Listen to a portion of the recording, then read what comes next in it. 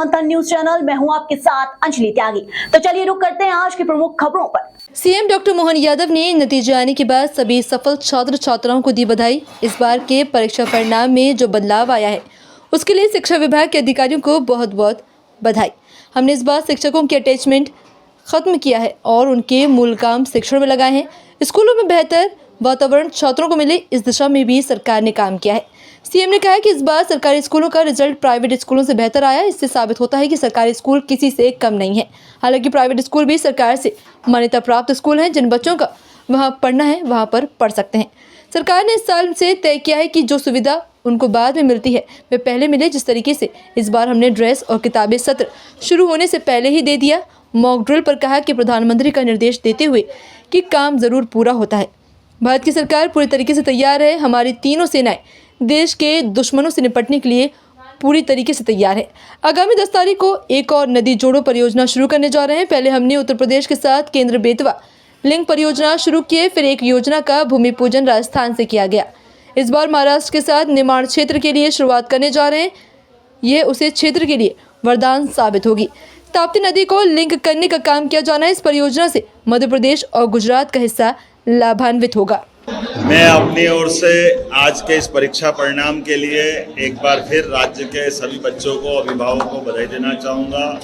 मुझे इस बार के जो परीक्षा परिणाम में बदलाव आया, इस बदलाव के लिए भी जो बताया गया कि पूरे वर्ष अकादमिक कार्य को प्राथमिकता दी गई। जिला शिक्षा अधिकारी सभी हाई स्कूल हायर सेकेंडरी के प्राचार्यों से सीधा संवाद स्टेटस लेवल पे किया गया, उनको प्रेरित किया गया। खास करके रेमेडियल टीचिंग, प्री बोर्ड परीक्षकों को रिजल्ट का विश्लेषण करते हुए अपनी विशेष कक्षाएं आयोजित करने का निर्देश भी दिया गया।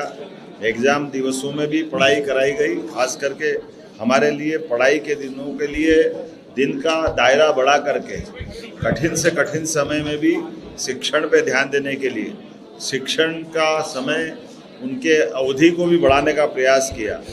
16,000 अतिशेष शिक्षकों के युक्तिकरण से बच्चों को रेगुलर शिक्षक मिल चुके हैं।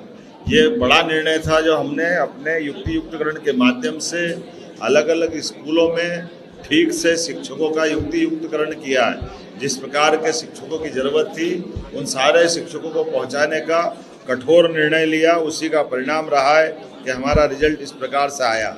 और ख़ास करके गैर शिक्षकी कार्यों में लगे हुए शिक्षकों को वहाँ से हटा करके हमने शिक्षकों को मूल काम से लगाया। मैं मान के चलता हूँ ये हमारी प्रतिबद्धता है। स्कूल शिक्षा विभाग की, हायर सेकेंडरी हो या हाई स्कूल हो, हर प्रकार के बच्चों के लिए योग्य वातावरण मिले, ठीक से पढ़ाई हो। इसीलिए अब आने वाले समय में सांदीपनि विद्यालय के माध्यम से हम समेकित रूप से बहुउद्देशीय शिक्षा के वो केंद्र के रूप में स्थापित हो, सब प्रकार की सुविधा दें।